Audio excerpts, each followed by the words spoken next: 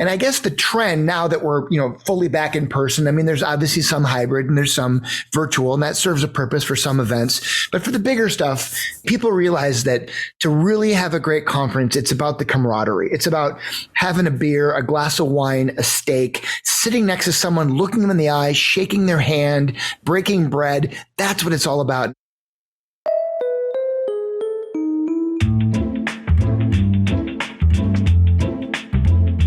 Welcome to No More Bad Events, a fun and insightful podcast for professional event organizers and for anyone at any level interested in producing nothing but the best events. Each week, we'll talk with legendary event professionals to get an inside look into what they think makes a great event. And in the process, we'll draw out insider secrets, non-traditional approaches, and compelling stories from the most captivating personalities in the business. No More Bad Events is produced and presented by eSpeakers, the most trusted online platform for the best keynote speakers in the world. And I'm your host, Scott Bloom, comedian, event MC, and now your podcast host. Let's get started. Hey folks, I didn't expect you to be dropping in, specifically you. Yeah, I'm talking to you. Thanks so much for coming back. You were I kind of recognize your signature listening tone. I can hear that on my end here, and it seems like you're a repeat listener. So thank you for coming back in. I appreciate that. And thanks for everyone for dropping by. Come on in, take a seat. We're just about to get started here. Or if you're driving, just keep driving. Or if you're working out, just keep, actually hit the up button. Go, I know you're doing like a nice 5.0 on the treadmill. Go up to 5.2. You can do it. Little confident boost. Or basically, whatever you're doing right now, just take a moment to focus. Thank you so much for being here. I'm glad you came by because we have a great guest for you. This is a great day to come and listen to the program. So let me tell you, our guest today is a best-selling author of 50. That's right, 50. He's written 50 sports books, and he's also a super successful keynote. Now, you might be wondering how that translates to no more bad events. Well, I'm going to tell you, because my guest today, Ross Bernstein, is not only a strong advocate of the events industry, but he's also one of the nicest guys I know in the speaking world. Hands down. Everybody will attest to the same thing. Everybody who meets Ross likes him. He's just one of those guys. He's genuine. He's down to earth. He's got this charisma. Not in those like slick way where he's trying to win you over. He's just a really nice guy, and he's ready to connect with everyone he meets. Whether he's on stage in front of an audience of 1,000 plus, or maybe he's in a retreat or a little breakout with 50 or 75 people, or just if he's talking to you, he's just in a one-on-one situation, he will connect with you. And Ross is a veteran speaker. He's spoken at hundreds of events on all 7 continents. That's around the world. I'm sure a couple of galaxies he's hit as well. That's how much he works. But he's been around. He sees and hears it all. And today, Ross believes that the industry is healthier than ever, with people recognizing the value of in-person gatherings and investing more in quality events. He celebrates the events industry in general and individuals specifically who create a positive culture and contribute to keeping peace and making things fun. Ross also believes in karma and camaraderie and the importance of being a good person just to have around. And he feels that a blend of good people is necessary for a successful team and a successful event. So without further ado, let's hear from the man himself, one of the hardest working speakers in the industry, my good pal, Ross Bernstein. So I want to talk to you today about, building relationships, building strong relationships. It's actually something I talk about in my keynote as well, and maybe we'll share some tips as well. But let's talk about your signature keynote, the Champions Code. And from what I understand, and a little bit from talking to you and then also just researching it, so the core of the message is that in general, we like to do business with people we trust, people we want to work with, and people who get it. And you build that as champions. And your message reinforces that individuals win games, but teams win championships. Tell me a little bit more about that. I think that's a good entrance point. Yeah, the Champions Code is really all about winning with integrity. It's based on these two series of books I wrote where I interviewed like 1,000 members of championship teams, and I could only ask them why, like Jim Collins did in Good to Great. Like, what was unique about the chemistry and the culture and what adversity did they go through? What was unique about the coaching philosophy? That's the Champions portion. And then the Code portion is a series of books I wrote up called The Code, about the unspoken, unwritten rules in sports. And kind of about this fine line between cheating and gamesmanship. And in sports, if you cheat, there's consequences. In hockey, there's fighting. And in baseball, you're going to get beaned. So I kind of combine that into business. So the Champions Code is really about people doing business with integrity. So I share great examples and stories of all the DNA of these great athletes and teams. And I've been able to study over the past 30 years from having written so many books and interviewed thousands of athletes. So I kind of combine the two, and then I apply it to business, to sales, to leadership. So it's a really palatable subject. It's pretty easy to figure out, but I go deep into stories, and then I mix in all these little rabbit hole sidebars where I talk about best practice ideas of all the cool companies I work with. So it's a lot of fun. Yeah, speaking of the code, I mean, a book like this, you sent me back in 2021. I maybe got through half of it. Not that it's long or anything. I'm sure I got into it when I read it, and then I put it aside. But now that we're having this conversation, I definitely want to read more. But you also talk a little bit about, in the code, having respect for people around you. Why is that so important?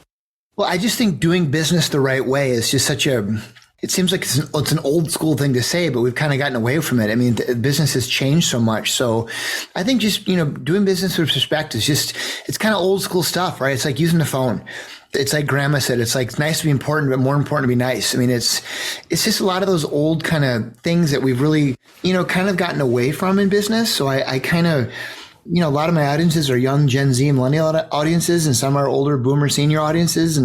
But I think there's just these sort of universal truths in life and in business of how to treat people, with respect, the right way, the golden rule, right? Do unto others. So do you find there's a difference between now it's not the millennials and boomers, now millennials and even Gen Z?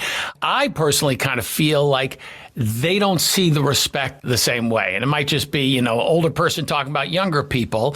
But, I see how my kids are. My son's very respectful. We taught him that. My daughter has got a little bit more of an edge to her. But aren't we also talking about a little bit about not only the common decency, but going sometimes above and beyond? Like, you're someone who does that. You believe that you need to give, not just to get, but just to be a decent human being. Well, like you, Bloomer, I think we both kind of believe in the laws of karma, right? Like just helping each other. And it's, you're one of the kindest people I know, and on your social and everything, you're always helping people, acknowledging people on social media. You're the biggest cheerleader for everyone else. So I love people like that. I celebrate people like that. The people that, in sports, a lot of times we call these guys the clubhouse guys. Their contracts aren't necessarily measured in typical things. They're more about creating culture. They're more about keeping the peace, keeping everyone happy, making it fun. That's certainly how I got by in sports. It was never because of my athletic ability. It was always because I was a good guy to have around. And I think that's a huge part of it. All-star teams in sports never win, and a team full of arrogant jerks never win. So you've really got to have a blend of good people. But yeah, I think just, karma, right? Like don't always monetize everything. Just be nice. Just help people. Give referrals. Life is so short. It's like, why do you want to, not help people? So that's why, you and I are in this group, the National Speakers Association, where our motto is kind of abundant generosity. It's just like, we all do well. Let's help each other. I mean, why fight over a little piece of pie when we can work together and make the whole damn pie bigger and have some fun doing it? So that's kind of my model. I agree 100%. So, this is a podcast about events. A lot of event professionals listen to it. And that's why I speak to different people, everyone from creative directors to producers to speaker agents, because we're all in that, in that same bucket. We're all in that same experience. So, talking about the Champions Code, so you mentioned it's built from the premise of going from good to great. What does that look like for event professionals to go from good to great? I'm sure you've spoken at a lot of industry events. Oh yeah, gosh. And you and I, this is our world, right? I mean, I've been a member of Meeting Professionals International, MPI, for 10 years, ASAE. I mean, I want sight. I mean, I speak at a lot of these events. I'm at these events. I mean, it's our world. I keynote 120, 130 events a year. So I work with 130 different event professionals, meeting planners, CEOs, HR professionals, people that run meetings. I mean, all of our meetings are in hotels. They're in the hospitality world, AV teams. And we're, as speakers, one tiny piece of this giant puzzle, right? And we often tend to think we're the most important piece, which couldn't be further from the truth, but we tend to think that sometimes as speakers. So yeah, I love working with great event professionals, meeting planners. I try and be as easy as possible, even from how I do business. I answer my own phone. My contract is literally 2 sentences. It just says, yep, I'm coming in on this date and I need a projector and a screen and that's it. Pay me when you want. And they love it because they're so inundated with so many difficult things and, purple M&M clauses and all this stuff. So if you can make their life easier and just get there early, stay late. I mean, I'm one of those guys where I'll get there early. I'm like, hey, what can I do? Can I lift boxes? Can I help you? Can I bring you a coffee? Can I do anything to help you? Because I know that they're planning. It's like a wedding for them. It's a huge deal. And people complain about, oh, the coffee's cold and the Wi-Fi's bad and it's too hot in the room or whatever. And they just have to, it's like being an offensive lineman in football. No one notices you until you screw up. You could do great, but that one time, right? It's a fascinating world. I'm in awe of what they do, how they do it. And I understand my role as one piece to try and help. And I know you do too, because you and I have been at events. I know you're one of those guys that's a helper and does not cause drama. Oh, yeah. I'm always there. I'm there as a speaker MC, but because I have been to probably more events than a lot of the people that are producing it. They're doing it, the big ones. Maybe it's a few times a year or whatever. But I've seen the gamut. I've seen all different types. And, I do it gently, but I'm always offering suggestions if people are open to it. I always phrase things, here's something that's worked before. Yeah. Or, you know what I might suggest? Because for me, it's not just my time on stage. I want the whole event to be great. I truly want to be a team player. So talking about team players, what does it make to make a great team? You also talk about how individuals win games, but teams win championships. Tell me a little bit about that philosophy.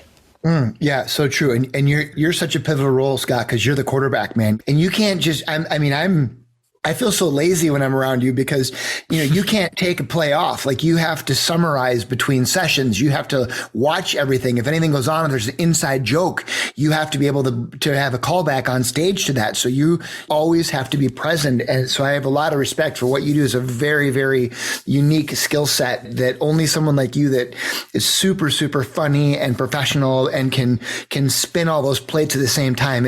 I'm always in awe of guys like you that are at your level, at the very, very top. So that's really cool. I think it's having a great team is everything. And sometimes I'm with clients where, it happens frequently where I'll ask the first thing for a guy like me is I get in and work with the AV guys. I'm a PowerPoint guy. I bring my own laptop. It's a Mac. So of course I've got to make sure that the dongles work and, I keep it simple, no Wi-Fi, no audio, no video. I don't want anything to get screwed up. I've always got a thumb drive backup just in case, but I prefer to kind of use my stuff if I can. So I get there and I meet those guys and I'm like, where are you guys from? And interestingly, if they're local, that's great. But a lot of times a big planning team will say, these are our guys. We flew them in from Orlando because they're that important. They come with us everywhere. So I'm always interested when planners are like, no, I've been burned. And usually that's what happens, right? It's like something bad happens and you've been burned. Like, I'm going to learn that lesson. I'm not going to make it again. So they're going to work with their staging crew. They're going to work with the bus transportation services, or people coming in from the airport. I mean, there's so many moving pieces to a conference. And, I'm a weirdo a little bit where I'm at events where I could be at a group of, 20 for a leadership retreat. And then I've got, 10, 15,000. So I see it all. I see the good and the bad, the ugly. I remember one time I went from being like, it was like the Four Seasons penthouse Hong Kong. And a couple of days later, I was like the back of a bowling alley in, Wisconsin. And it's like, that's our world, right? And we roll with it. You enjoy those incredible, amazing stages when you're on them, but you respect the other ones and you try and be as helpful as you can. But certainly I think a great planner and an event organizer is going to be a great listener. They're going to be a great juggler of things. They can adjust on the fly, and the more good people they have around them. And that's why they bring in people like you, Scott, is because they know that's one thing I can take off my plate. I do not have to babysit or worry about anything happening on stage because that guy's got it. And if someone doesn't show up, Scott will do a keynote. He'll manage. Someone's not there, he will juggle and make it work. So having great people is just so key in this business. You're one of the top speakers I know personally, and one of the top speakers out there. People love you. The audiences love you. How do you engage and connect with your audiences, during your keynotes to ensure they grasp not just the championship code or whatever you're speaking about, but the key messages about building relationships? Is it more about them getting a sense of who you are, or is it literally the words that you're saying to them? Well, thank you. That means a lot because you're one of the guys I respect the most in this business, and I feel the same way about you.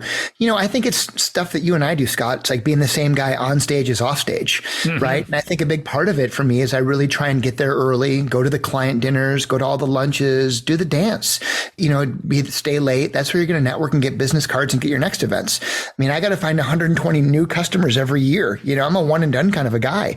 So I'm not, it's easy for me to, when I'm done, to say, great, I'm going to recommend a few of my buddies, but I'm on to the next.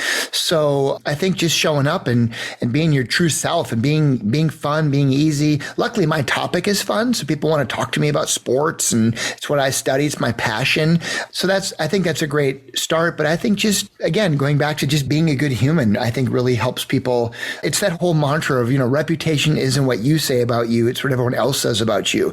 And certainly when word gets around, if you're a diva, if you're a jerk, when I go to MPI meetings, I'm one of the girls, and I hear the good and the bad and the ugly. Like, oh my God, I remember one time I was, just sitting back and listening, and I was like, wow, I had no idea they really felt that way about the speakers. Like, to everything from their travel expenses to, being in the green rooms. I mean, they notice everything. So that's why it's so valuable for me to be like, wow, I am definitely not going to ever do that.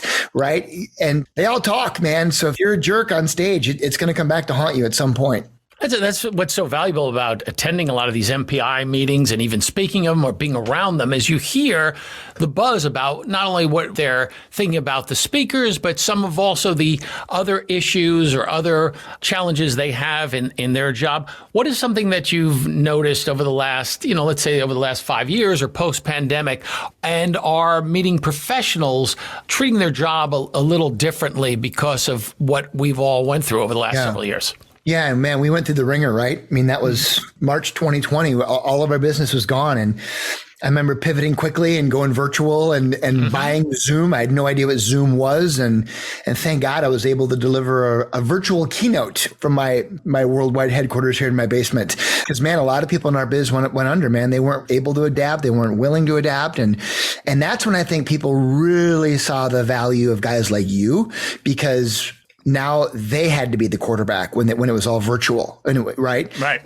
When they had to, and it was just like, boom, it's like you click on and you're on and you're off. It's like, okay, we got to go to the next. So people were realizing how important it was to have that transition person that was really able to connect dots and seamlessly bring us into the next wave. Then it became a hybrid situation, right? Then that was the next phase where and look, I was traveling throughout the pandemic. I was convincing planners, people want to get together. Let's do this. I remember one time it was, September 2020 and the world is shut down. And I remember I was up in Solvang, not far from you in Southern California, where they shot the movie Sideways, a great yes, movie. Exactly. And I had a beautiful event on this beautiful vineyard out there, and had convinced the planner. I remember I had to go out and buy 100-foot extension cord. I had to find a place where I could go get one, because I said, because it was outdoors. Yeah. I said, we'll be outside. I said, let's just do it. We'll be outside. And they were thrilled. And they can we do this? I said, yes, we can do this. And the people were so happy because they were together. And then it was, this gradual, more of the hybrid. And then they realized, hybrid isn't just like opening up a laptop and pushing start where they can just see everything. It was like, they realized how expensive it was. And I think what I needed people to realize during Zoom meetings, And I think, look, we all realize the pandemic just hyper accelerated we were all going that direction anyways. We're going to keep morphing into the metaverse at some point, but Zoom and Teams and WebEx and Hopin, that just became like, okay, we can do this. People can work from home. We can do virtual meetings, but I needed it to go on long enough where people were like, I want to be together again.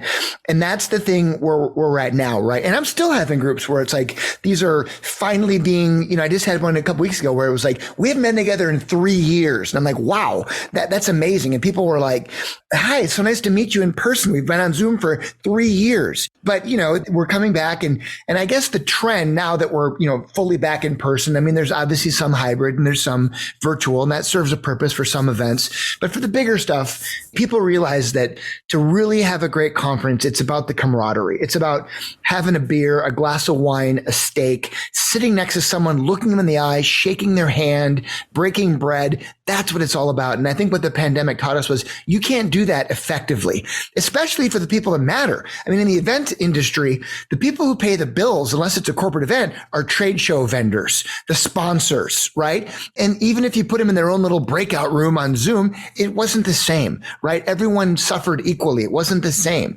So I think to realize the importance of being together and then to have a great event that build in a little bit more time for that hallway conversation, build in a little bit more, but it's different. The trend now is these younger millennial Gen Z executives who they've hit 40 now and they're taking over. They're like, we like TED Talks. What can you do for 15 minutes? And what do you charge for 15 minutes? That's disruption if you're a speaker, right? So maybe they want to have a juggler or a comedian, or maybe they go, we don't want to have a speaker. We just want to talk. And this is a big shift, right? That's coming for the meeting and event industry. And quite frankly, there's some rooms now where I feel like, wow, I might be the oldest guy in the room. So things are changing, right? So you have to adjust. I have different content for different audiences, and attention spans are shorter and they need more. So you just have to really kind of read the audience. But I think overall the business is healthier than it's ever been. People realize they want to get together. They're spending more money. They're doing more quality events. They're traveling to more exotic places. So I just think it's a combination of a lot of things. But I think that overall, the health of the industry as a whole looks very good because people, they see the value in getting together. Yeah, people are getting together a little differently now. That's for sure. I mean, I remember it was maybe 5-6 years ago, when TED Talks started really picking up, maybe it was a little bit further. Everyone was trying to emulate that style, that 15, 20-minute talk. Yeah. From a speaker's point of view, if they come in and ask you to do 15 minutes, is that something that you can accommodate? I mean, can you put in? I mean, that must be really, really tough. And if not, what would be a recommendation? Hey, we want you to do 15 minutes because I know you do everything, and I want to talk a little more about this, but you do everything from just an hour keynote to a half day to a whole immersive full day experience. Is there some way to adapt? Hey, I'll do 15 minutes, but then I'm going to do some breakouts with you. Have you thought about anything like that? I negotiate every deal. I mean, I'm one of those guys where no matter what the event is, I'm always begging for more time, right? Like if they give me an hour, I'm like, can I have 75 minutes? Can I have 90 minutes? Yeah, I'll take it. Because you're on a day rate, right? Like all of us? No, I'm just easy. I'm like, hey, whatever, let's figure it out with your budget. And I'm one of those real creative guys, right? Where I'm scrappy. Like, hey, you don't have my full fee. What else you got? Like how could we want to do books? Do you want to, maybe we could extend my trip. My wife and I live on the road, so we'd love to spend another 4 or 5 nights at the Terranea here in Palos Verdes on the water. You know what I mean? There's all these, I make it very hard for meeting planners to say no to me. I'm all about trying to add value. Like, let's do a Q&A after lunch. Let me throw that in. Just no charge. Let's just do it. No one's buying a house or a car going, can I pay you my full fee plus more? I think everyone wants to feel like they're getting a good deal.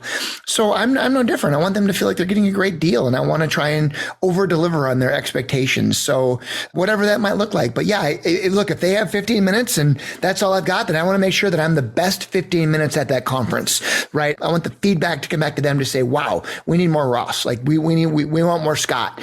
And luckily the way I do stuff is it's stories, it's vignettes. This package is 8 minutes. This package is 12 minutes. This one's 4 minutes. So I can kind of pick and choose, and I customize. If I'm speaking in, Cleveland, I'm going to be talking about, Cleveland athletes and coaches. So they connect. People go, what about in Istanbul? But next week I'm in Istanbul, and I'll be talking about Formula One racing and cricket and rugby, soccer. And you kind of connect with the people that they're interested in. So I'm one of the only speakers I've spoken on all 7 continents. So I have to learn all about their greatest athletes and then tie them to poignant sports stories and figure those things out. And it's hard, but I love it. It forces you to really stay on top of your game and to keep learning and to keep researching and to keep understanding how to keep it fresh. But there's nothing, for me, it's when I'm telling a story and I'm into it, I bring a lot of energy and passion to the stage. And you see some of the crowd go, dude, I was at that game, or, oh my God, that guy, I love that guy, or she's my hero. So that's funny because people can connect. They just feel that sense of, I'm with you. I'm with you on this journey and this story. And that, because you're a storyteller, and there's nothing better than when people are just along for the ride with you. Yeah. So when you're in Istanbul, I guess that you can literally hop from Asia to Europe within a few blocks. There's actually, I think, a hotel that's right on the border. So you'll hit 2 continents when you head out there. But let's talk a little bit about storytelling and, just the idea of telling personal anecdotes. Why is that so important for a speaker, to maintain an audience's attention? I mean, we all hear about how it's so important, but what has your experience been with it? I just think it's so key to build relationships with anyone, right? I mean, just to be able to, who doesn't love a great story? I mean, we learned about storytelling from Walt Disney, right? As little kids, reading books, watching movies. I mean, everyone loves a good story. So it's like that old adage in speaking, like, do you have to be funny to be a speaker? And the answer is, of course, well, only if you want to get paid, right? So I think it's the same applies for being a storyteller. And I guess that's what's unique about me is, people tend to lump me in with the professional athletes. And there's some great ones, Peyton Manning and Steve Young and Shaquille O'Neal. And there's some great athletes who do really well speaking, but I talk about everyone else. I'm not the hero of my own story. Usually when I talk about me, all the stories are about massive failures. And I think that's the key. Like, people think you got to brag and sound great to connect. But the reality is that people don't always connect with greatness. People can connect with a setback. People can connect with how you failed, but what did you learn? And what's the silver lining? So that's really what I try and do. And I think that self-deprecating, have fun at your own expense is much more impactful, I guess, than, you can either hire this athlete or you can bring me. And then I'm going to talk about 10, 20, 30 athletes and your Olympians or famous coaches' leadership. And then, so I think people get like the really good stuff as opposed to just the whole. So, and look, we're all in it together, right? We all suffered equally in 2020. Some did better if you were a hybrid virtual producer, and others, if you were a hotel, you got crushed. And it was just a sad reality. The pandemic was not equitable. I work with tons of realtors and financial services and wealth managers, and they killed it during the pandemic. So when I speak to them now, I'm like, don't be greedy, like give back, help the people, help your clients, help your prospects who didn't have a good pandemic, help them now. It wasn't fair. So I don't know. I'm going down a rabbit hole, but those are some things I think about that. No, but you're starting to talk a little bit about giving back. You're talking about philanthropy. I know philanthropy is near and dear to your heart. So how do you incorporate philanthropy into your business and encourage others to do as well? Thanks. Yeah. So I'm involved with a lot of different charities. The one that's most near and dear to me is I've been the president of the Herb Brooks Foundation for almost 20 years. Herb was a famous hockey coach of the Miracle on Ice hockey team, the 1980 U.S. Olympic team that beat the Soviets and won the gold medal that year. So I was working on that book with him when he died. So it's very near and dear to me. I met him as a kid. He was my hero here in Minnesota. So we've raised millions of dollars to help kids play sports.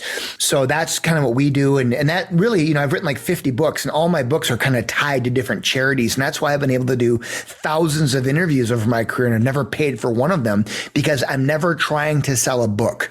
I'm always trying to sell the outcome of the book, which I want people to think about in their business. Like, what are you selling? Are you selling a speech, an AV experience, a hotel room block, an F&B package, a bus trip, or is it the experience? Like, what's going to happen when, what are you really trying to sell here? So that's been great. So, and now I brag about great companies that give and serve and serve the communities that serve them. So big part of my program is about giving, sharing. And going back to the laws of karma, I believe that we choose to do business with people who we like and who we trust and who get it that way, like you said. So totally, I think that's a huge part of it. And how important is it for organizations to have some CSR component to their event? I mean, we've seen that, but do you feel it should be at every event for what it gives to the people and an understanding about how important it is, to give back?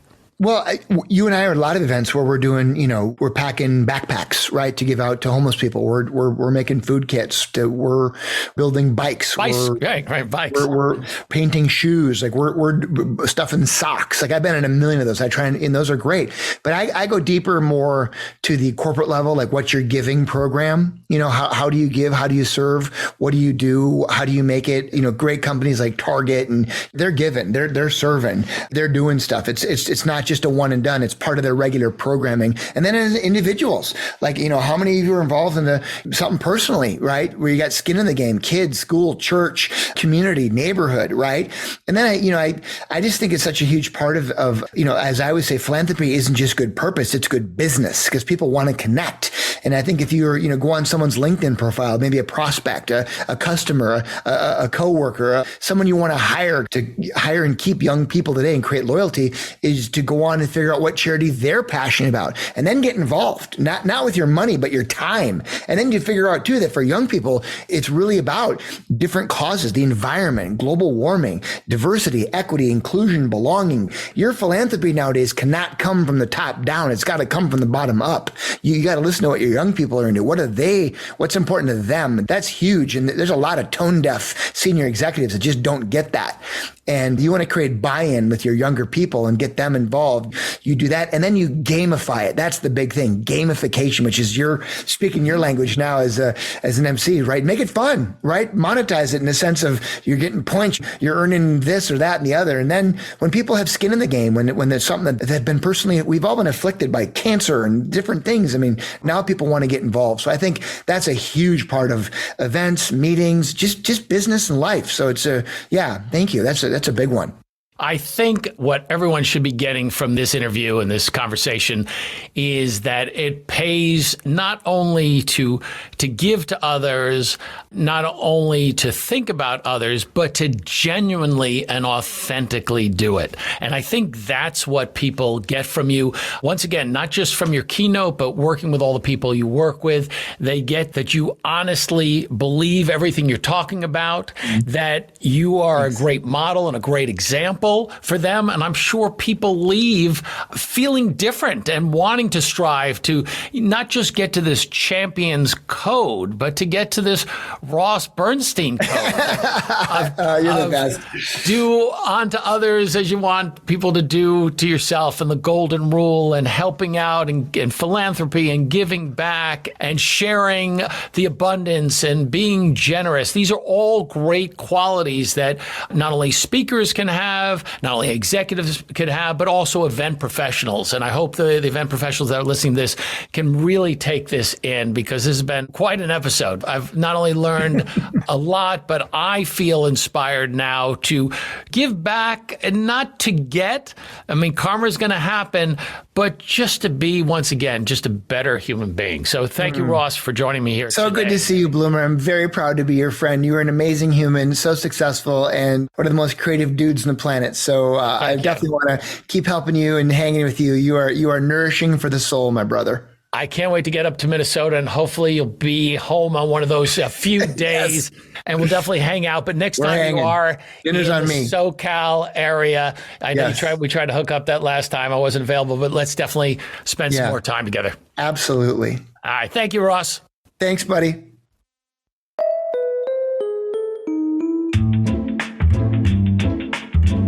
That's it for now. Thanks once again to eSpeakers, the #1 way to find your next perfect speaker.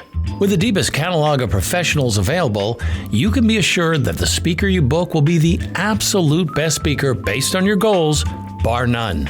I've been your host, Scott Bloom, corporate event MC and comedic keynote speaker. And of course, your connoisseur of connections. Oh, by the way, and if you're interested, you can book me for your next event on eSpeakers Marketplace at espeakers.com/marketplace. And if you like what you heard, subscribe on Apple, Spotify, Google Podcasts, or wherever you listen to your favorite shows. If you loved what you heard, drop us a review, and don't forget to share with your friends. Thanks so much for listening. Now go out and make your event a great one.